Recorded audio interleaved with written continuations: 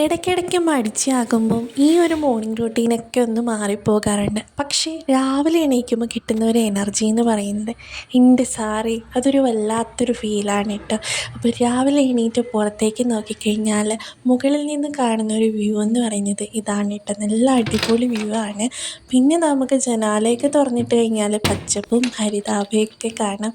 ഇടയ്ക്കിടയ്ക്ക് ഞാൻ ഈ ഒരു മോർണിംഗ് ബ്യൂട്ടി ഒന്നും കാണാറില്ല കേട്ടോ. വേറൊന്നും കൊണ്ടല്ല, ഞാൻ പോത്ത് പോലെ കിടന്നുറങ്ങുന്നുണ്ടാവും. അങ്ങനെ ഭയങ്കര മടിച്ചിയായിട്ട് ഞാൻ ഈയിടെയായിട്ട് വന്നുകൊണ്ടിരിക്കുകയാണ്.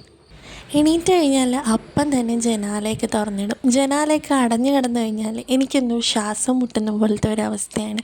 അതുകൊണ്ട് തന്നെ ജനാല തുറന്നിടാണ്ട് ഒരു പരിപാടിയില്ല. പിന്നെ ഞാൻ നമ്മുടെ യോഗ ചെയ്യാൻ വേണ്ടിയിട്ട് ഇരുന്നോട്ടോ. ഇതിപ്പം തൈറോയിഡിന് വേണ്ടിയിട്ടുള്ള യുദ്ധത്തിലാണ്.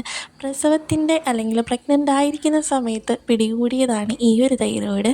അപ്പം ശേഷം എന്നെ അത് വിട്ടങ്ങോട്ട് പിരിയണില്ല, കൂടെ തന്നെ കൂടിയിട്ടുണ്ട് കട്ടയ്ക്ക്. അങ്ങനെ ഞാനതിനെ എങ്ങനെ തോൽപ്പിക്കും എന്നുള്ള രീതിക്കാണ് ഇപ്പോഴത്തെ എൻ്റെ ഒരു പ്രയത്നങ്ങൾ.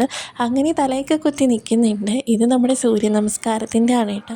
അങ്ങനെ പിന്നെ താഴേക്ക് ഇറങ്ങി വന്ന് കുഞ്ഞു പെണ്ണിനെയൊക്കെ കുളിപ്പിച്ച് ആളും റെഡിയായി സെറ്റായി. ഇതാണ് ഞങ്ങളുടെ മോർണിംഗ് റൊട്ടീൻ. ഇപ്പോഴത്തേന്ന് പറയാം, എപ്പോഴും ഇങ്ങനെയൊന്നും അല്ല, ഓരോ ദിവസവും ഓരോ മൂഡാണ്. അപ്പോൾ ഓരോ ഡേയിലും പല പല കാര്യങ്ങളായിരിക്കും ചെയ്യുന്നുണ്ടാവുക.